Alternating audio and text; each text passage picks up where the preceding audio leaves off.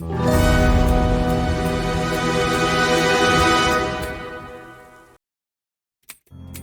the heart of Houston, Texas, during the 1960s and early 1970s, Dean Corll was a man many in the community knew well.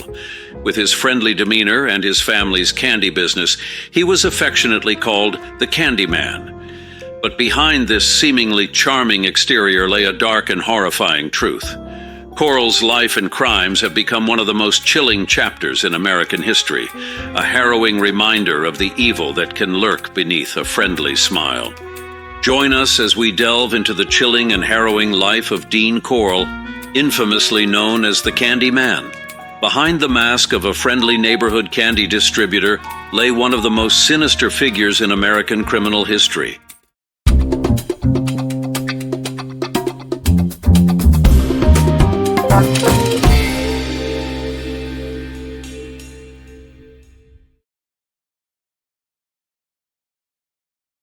Dean Arnold Corll was born on Christmas Eve 1939 in Fort Wayne, Indiana. The eldest of two children, Dean's childhood was marred by instability. His parents divorced and remarried multiple times, leading to a transient upbringing that eventually brought the family to Houston. Despite the challenges, Corll appeared well-adjusted. He was polite and reserved, known for being a dedicated worker in his mother's candy business, Pecan Prince. It was in this candy shop that Dean Corll began to forge a reputation as a beloved figure among local children. He frequently handed out free candy, earning him the nickname the Candy Man. This seemingly kind gesture masked a far more sinister intent. Corll used his generosity and charm to gain trust and build connections with the youth of his community. As Corll entered adulthood, his life took a dark turn.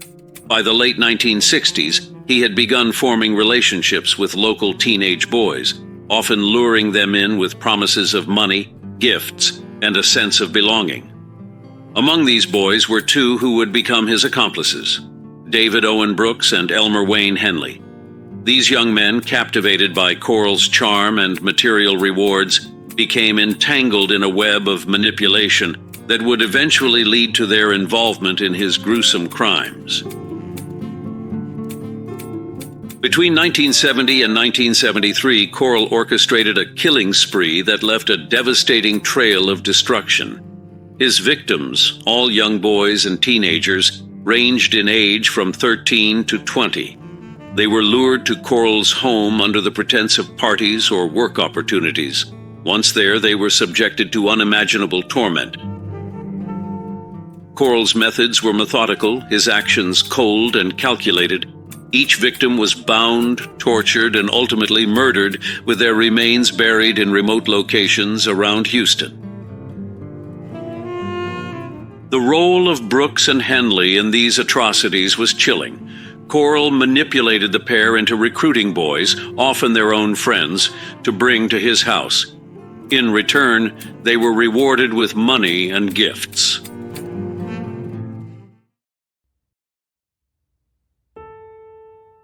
Corll's psychological control over them was as disturbing as his acts of violence, turning these young men into accomplices in his heinous crimes. Despite the mounting disappearances, Corll remained undetected for years. Many of the boys he abducted were dismissed as runaways, their absences overlooked by a system ill-equipped to recognize the pattern. This tragic oversight allowed Corll's killing spree to continue unchecked, and the number of victims grew. It wasn't until the night of August 8, 1973, that Corll's reign of terror came to a sudden and violent end. Elmer Wayne Henley, now a conflicted participant in Corll's crimes, brought a group of friends to Corll's house. What was intended to be another gruesome gathering turned into a confrontation. Corll, enraged by Henley's defiance, threatened to kill him. In a desperate act of self-preservation, Henley turned the tables, grabbing a gun and shooting Corll dead. With Corll's death, the horrifying truth came to light.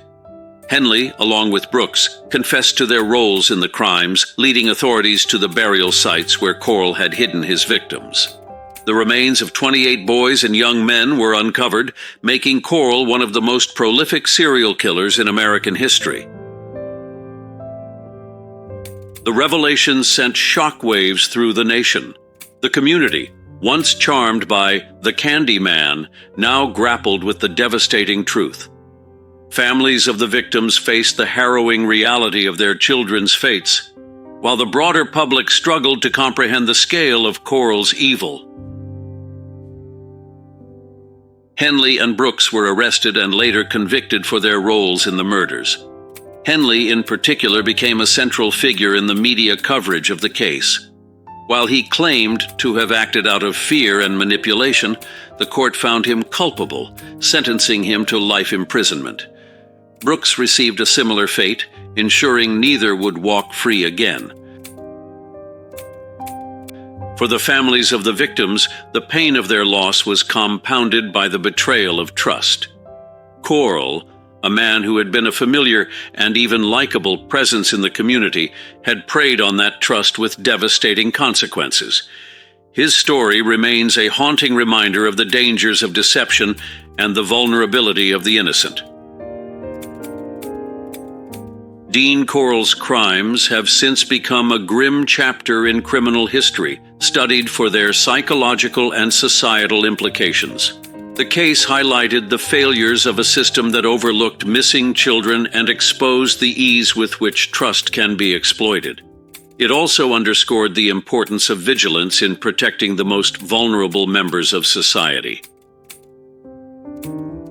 Though decades have passed, the legacy of Dean Corll's atrocities lingers.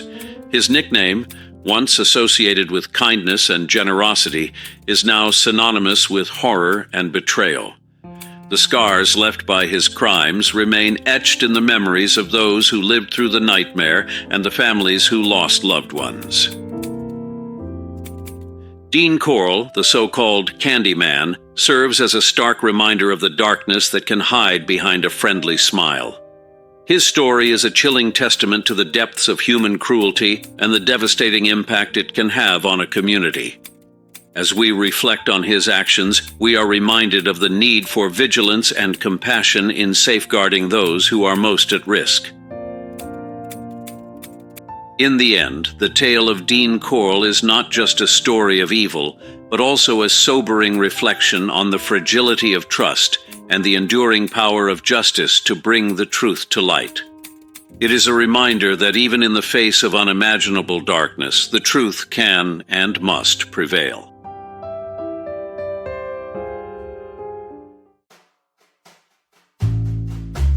Thank you for watching. If you have suggestions for our next video, feel free to share them in the comments below. We'll be sure to give you an acknowledgement for your contribution.